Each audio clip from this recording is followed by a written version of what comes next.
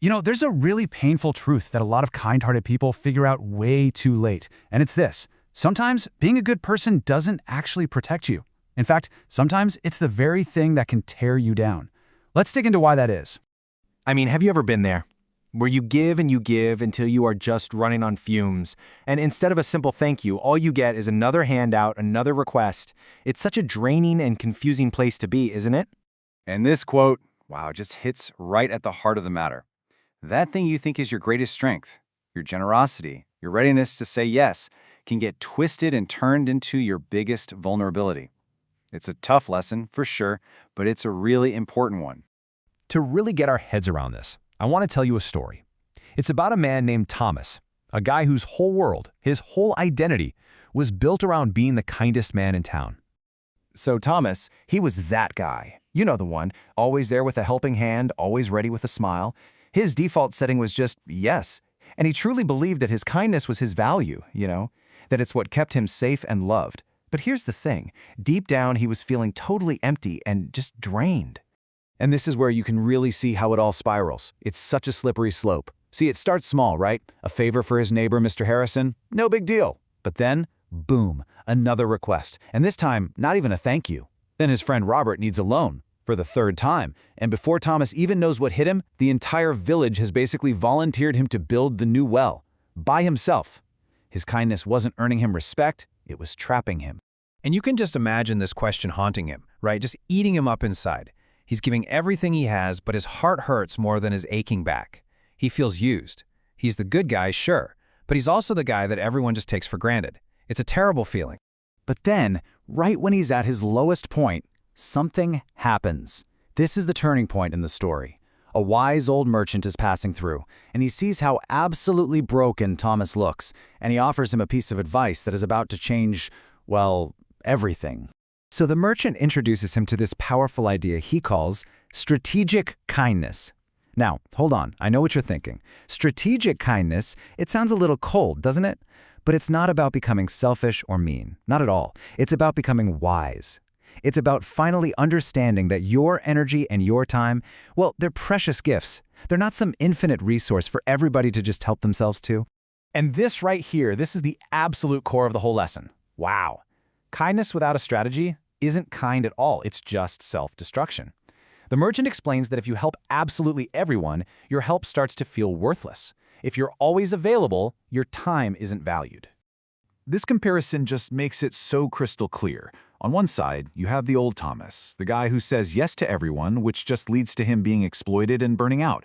But on the other side, that's the new path, choosing wisely. And where does that lead? To respect and, this is crucial, to self-preservation. It's a complete 180 in how you think about being good. All right, so having the wisdom is one thing, but now comes the really, really hard part.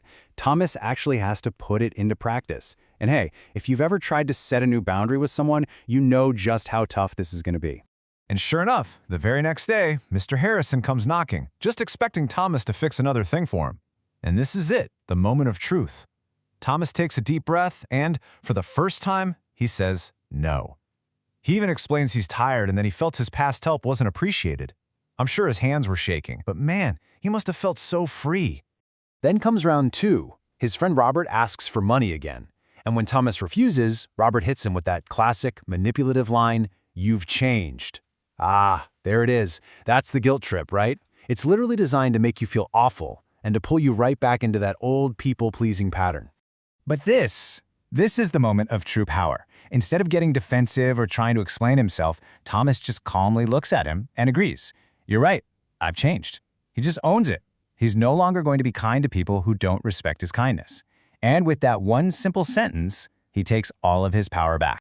So what do you think happens next? You'd think maybe everyone would turn on him, that he'd become some kind of outcast, right? Nope. Something fascinating happens instead. The entire dynamic of the village starts to shift.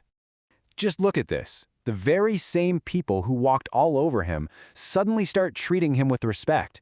His no made his yes mean something again. It made it valuable. People actually started offering to pay him or to help him in return. His kindness was finally being appreciated, all because he started appreciating himself first. And this right here is the real payoff. A young farmer approaches him, but it's not a demand. It's a respectful offer.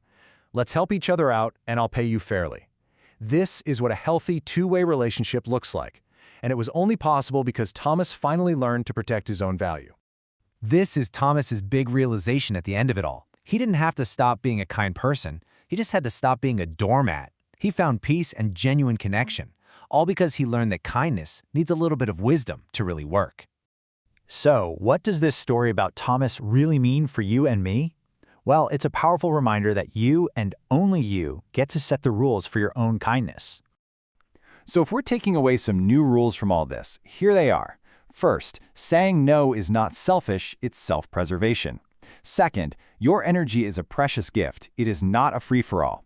And remember, real kindness is about sharing your light with people who will appreciate it, not just with those who will try to suck it all up. So if this story resonated with you, if it hit home at all, I want you to leave with this one powerful idea. Protecting your peace, protecting your energy, that isn't selfish, it's wise. Being kind is a beautiful thing, absolutely. But being strategically kind, well, that's a superpower.